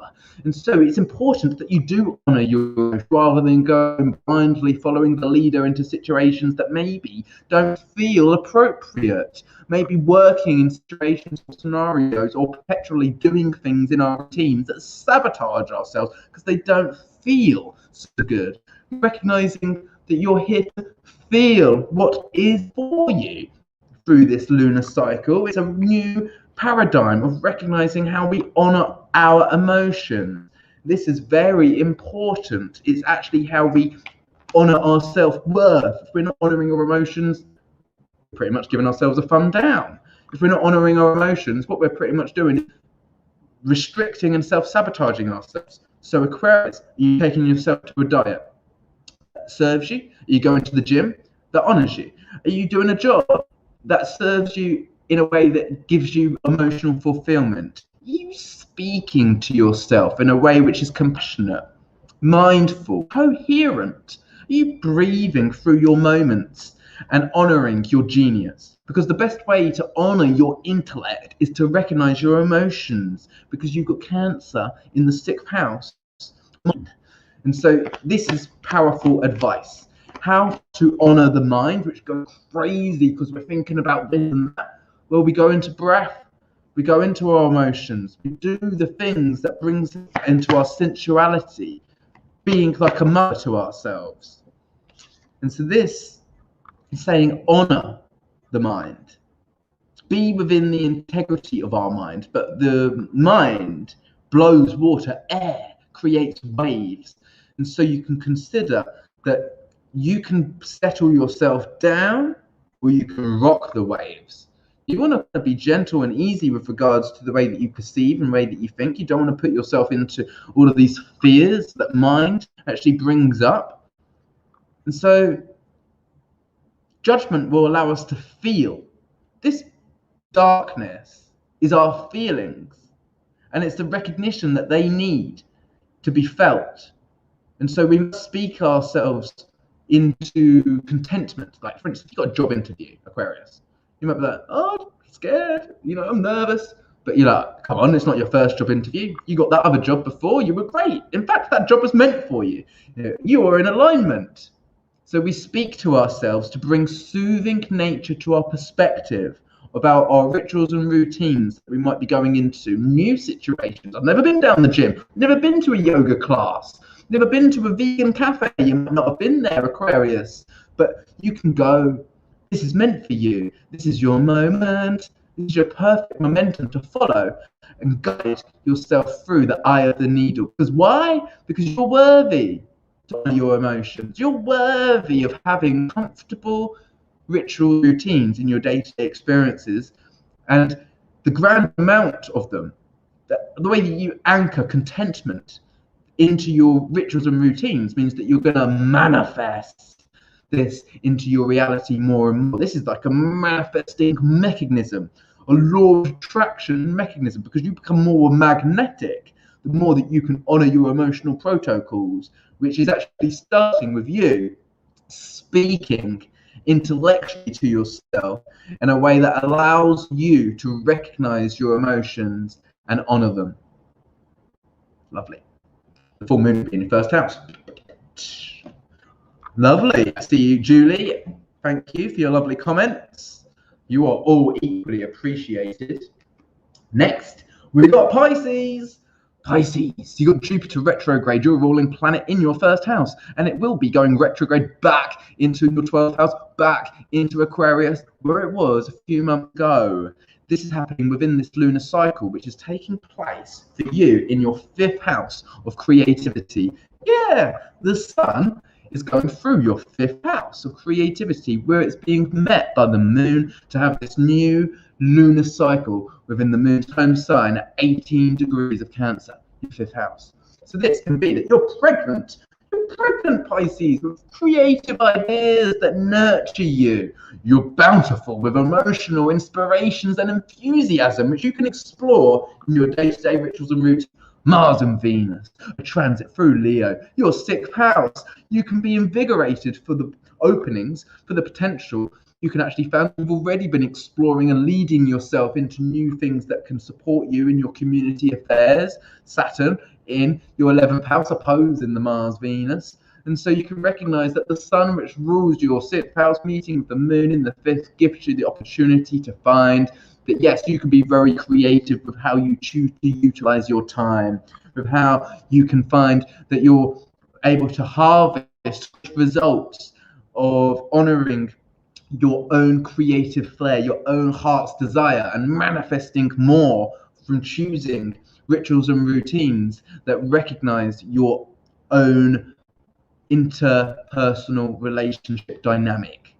Very nice indeed. This is a very powerful new moon for us all. It's a confrontation with self, this opportunity, a confrontation with our belief systems which get in our way. They're often, we can think, that's not my belief system, that's my mum's. That's my mum's mum. Pisces, you are the collective. It doesn't matter who it is, but we can take responsibility for it. It means it ceases to be no more. And so this is a very great opportune moment for us right now. Pisces, this is the 3 of Cups. It frees you, the water does. It liberates you. It cuts you free when you're able to really enunciate, when you're able to truly feel into the notion of your own frequency. That liberates and cuts you free. You see, it's void of illusion, 'tis our emotions. Maybe you're holding space for other people, as well as other people holding space for you too. This emotional rapport allows us to open up our pores and even hold a moment there. How for now? Pause. Be vulnerable. Open. That's how we release. That's how we create a safe space. That's how we recognize that even through torment or confrontation, even through angst and depression, we are safe. We've got ourselves. Pisces, you're clearing out cosmic debris within this lunar cycle. Jupiter regresses back into your 12th house. It's going to be there until December. That's just one last opportunity to fathom your genius. Oh, yes. Wheel of Fortune. Was it third time today? Jupiter's your ruling planet. You are fortunate. It's all taking its course, but we have to live through the middle of it. Sometimes we can say that our vision's already manifested, already got the accomplishments, already got the family, already got the marriage or the wife or the partnership or whatever husband it may be. But we still have to live through our day-to-day life in this kind of, what do I call it? Linear fashion. Even though we can see it all already, there's still more karmic debris for us to work through. So don't doubt. Don't have to feel inferior. The doubts can be recognized just like we give recognition to our own small child, because we are always children. So how can we be our own mother, Pisces? How can you mother yourself through and find that you've got faith in you and your view of bringing it through into manifestation? Because you can. And I love this. Three of Cups and the Wheel of Fortune.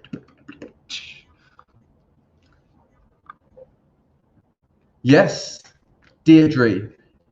Deirdre says, I guess every sign applies no matter what through self or interpersonal relationships. 100%. Every sign does apply. It's just a different spectrum. It's a bit like shining a laser through a crystal. It's a different spectrum of seeing ourselves through, because each of them are a different portion of our chart. If you use whole house signs, you can easily apply this to your own chart. Like for me, what we just read was Pisces. That's my 6th house. So that is very powerful for my rituals and routines, for my workplace. That's how I'd apply that. It's very powerful. Thank you for contributing, conversing between one another. I'm grateful for you. You are all appreciated. Fantastic community that we have here. And it's all about coming together. There's no competition. The similarities that we share are so much more broad and deep than the divides, which are really illusions. Really are. There's small separations. Even the old belief systems, we're over these things, these national class divides, these gender divides, these ageist divides.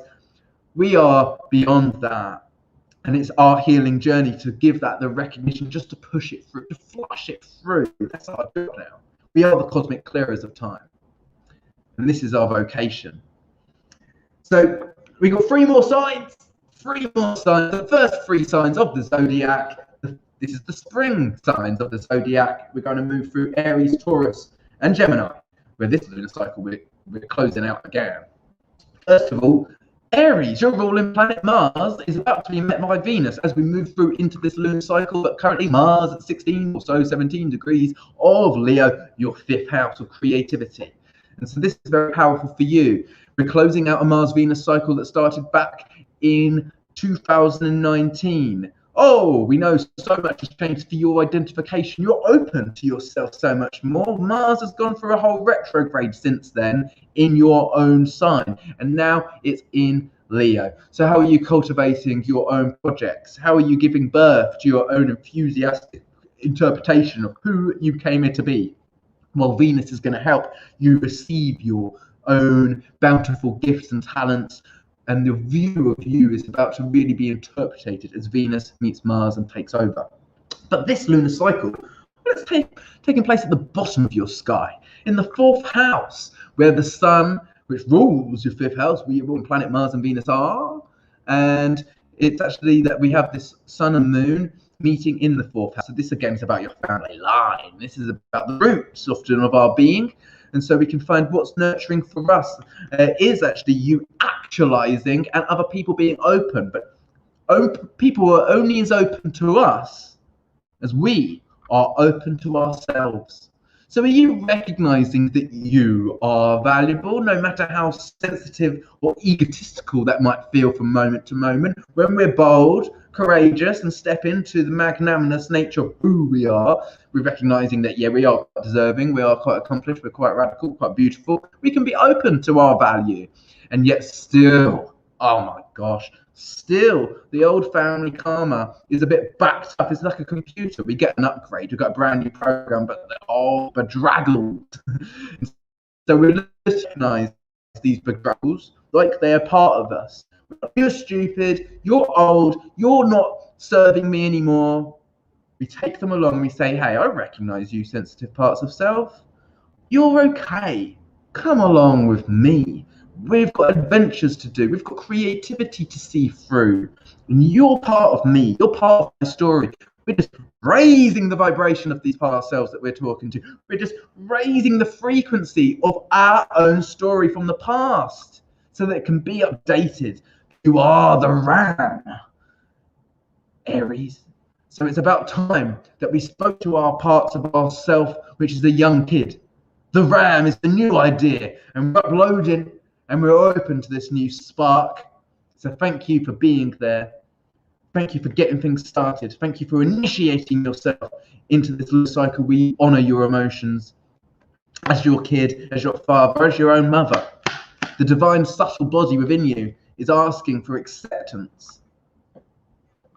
Ding, ding, ding, ding, ding, ding. 10 cups. That's the 10 of hearts. This is a full manifestation of your own emotional value. This is a reward for your due diligence. You've been leading the pack.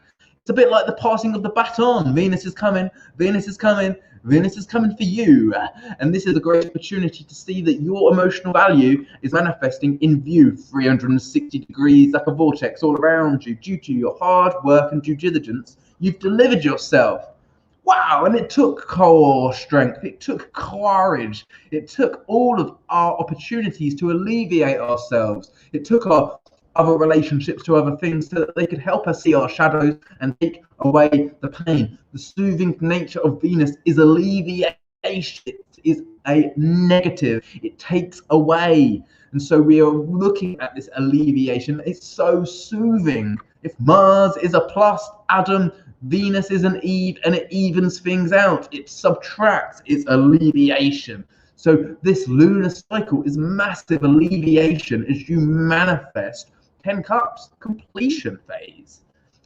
And it takes courage still. It takes vulnerability still. The scaredy cat is the most vulnerable cat, but it is also the most ferocious jungle warrior, an inspirational spark of joy, which is who we are. It's who we came here to be. So will we allow old inferiorities or emotions to block us? Or are we just going to face the music, the atmospherics, and be the vibration and frequency that supports change? Love it. 10 cups and the strength card. Very nice indeed. Thank you for your patience. That was for Aries, ascendant, moon, and rising sign. You are appreciated. Thank you for your patience. We're going to do Taurus next, and we're going strong. Thank you for your presence. Next, we got Taurus. Oh my gosh, rule of Venus, you are Taurus, and Venus is just about to overtake Mars in Leo, which is actually your fourth house. So you're going to have a Mars-Venus conjunction. Your ruling planet Venus is going to meet Mars and overtake and lead the pack as of now for the next few months moving forward. And so that's taking place in your fourth house, Taurus. The sun rules your fourth house, but it's being met by the moon in your third house where this lunar cycle is beginning. Yeah, this is a lunar cycle at 18 degrees of Cancer in your third house of communication. And Taurus, you rule the throat, you identify with the throat. It is your value which must be expressed through your creation, and your emotional excitation is truly sensitive. We feel vibrations, we feel frequencies, we don't see them, so we feel the words of Taurus. If you want to get some kind of ASMR, who do you go? You don't go to Ghostbusters, you phone Taurus people, like Amy Winehouse. That kind of person's got a husky, sensual voice. If you look at many soul singers, they're going to be utilizing the throat. Taurus. And so with the third house being ruled by Cancer, where this new moon is, we're recognizing that emotions are best expressed through a central throat box, and Venus, which is your ruling planet, is in Leo, the bottom of the sky. How can you nurture yourself in a creative expression of your emotions? How can you express your emotions in a very heartfelt way? And hold space for other people also. You can find that this is a great opportunity to recognize how you're seeing the end to old ways of communicating. Again, still continuing to find that we are able to be vulnerable and hold space for others. The cards we got, they were interesting the way they fell out. Their omens is the Two of Swords, which is again about your value, and it is also about the Seven of Swords. So this is really big about how you feel perceived, how you think. And so we will have Mercury at the time of this new moon in your second house. And so this is again is about this ability to communicate and honor our own sense of etiquette and virtues. And to do that in a creative way, which is fully inclusive of our emotions. Queen of Cups, Queen of Hearts, feeling into stuff which we're able to communicate in a creative, direct manner, but intelligently, intellectually. You know, we don't want to cut other people short. We don't want to also impale ourselves by overreacting, because emotions can draw you right in. They can suck you right in. Old stories can suck you right in, and we trip up over them. And so what we're looking to do is hold a stance and recognize while we're within our hearts, Queen of Cups is right in the front of the sun, you could suggest. That's where your ruling planet is for this transit. Venus is in Leo, in the bottom of your sky. How can you nurture your heart? How can you nurture your value and express it? Speak your truth in an intellectually, emotionally supportive way for yourself and those others which you're connecting with. I love it. This is going to shift your perspective as you really speak out on things that you might have held back on before. You might not have spoken up about it, but you know that it's more dignified, and you empower others by telling them. By holding back, you disempower yourself and others. But by really having the guts to really speak what's in your heart and to feel that means those knots in your throat won't be there because you'd have expressed your authentic truth.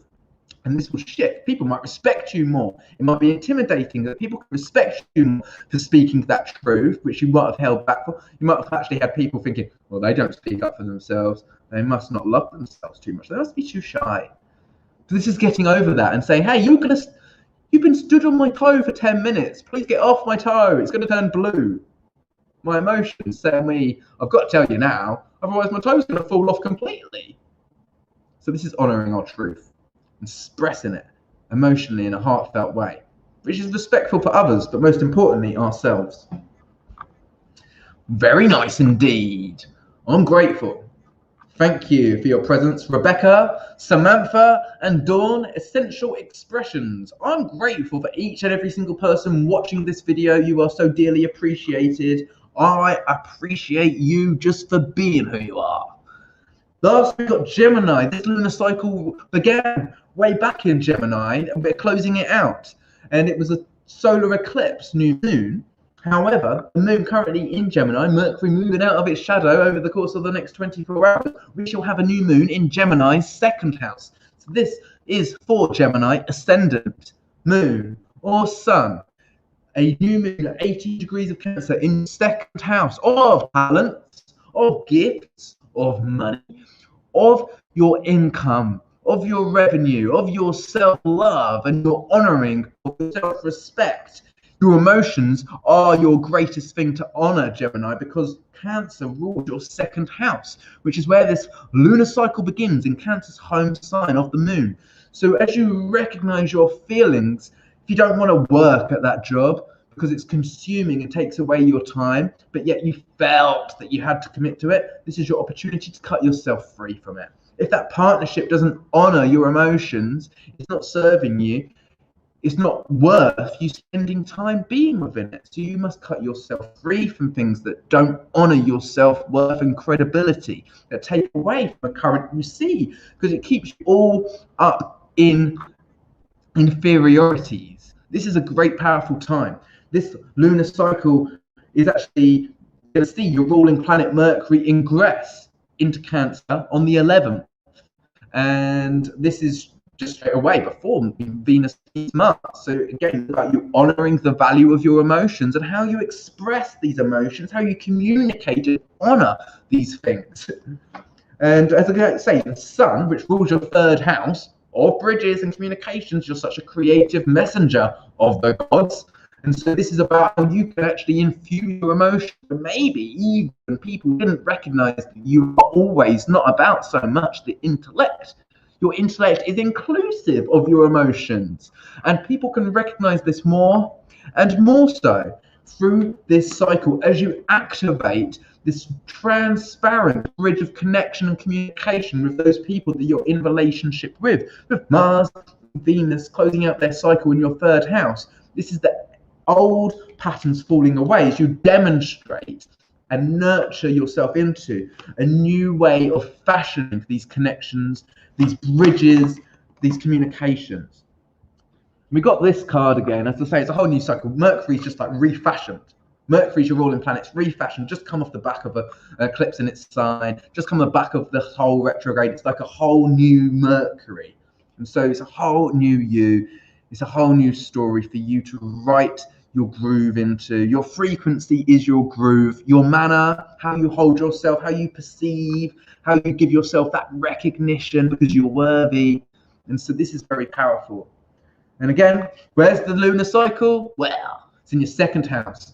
And so this is again about the identification. Mercury starting out in Gemini in your first house shall make ingress into your second house. So you're identifying with your emotions, but you're activated by your emotions. You're inspired. You're here to honor your emotions. Mars there is next to Venus. People are actually receptive to your activation and expression of speaking about what you feel. You're not dragging in old stories. You're expressing your truth, your authenticity. You're being transparent. And this is something that people recognize as very honorable. You are honoring emotions, and that is serving you. It's honoring your self-identification and your value. And it is something that maybe wasn't able to be done before up until this point. But we've come into enough courage, gusto, self-worth that we can truly say, this is how I'm feeling and it's okay. I'm okay with feeling like this, and this is my value in saying it's okay. If I say it's okay, it's good enough for me, and it's good enough for you too. So the second house, new moon, we got the Two of Wands and the Fool card for Gemini. Very powerful indeed. Woo! Knocked my flask over. Thank you for your lovely feedback. It feels crazy right now, right? It does feel crazy. I see you, Kate. She says it's a little bit crazy because we've had to face this T-square, and it's a little bit like, well, we have to have faith in the own, have faith in our vision, have faith in our emotional guidance system is what this is all about. So I'm here to support you. If you would want a personal consultation, send me an email. It's actually in the description box below.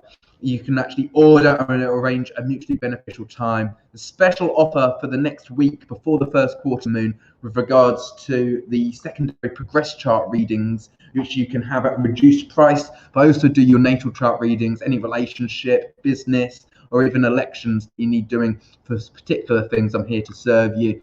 Astrology.com. Your link to my reading tab is in the description box of this video. Samantha, thank you.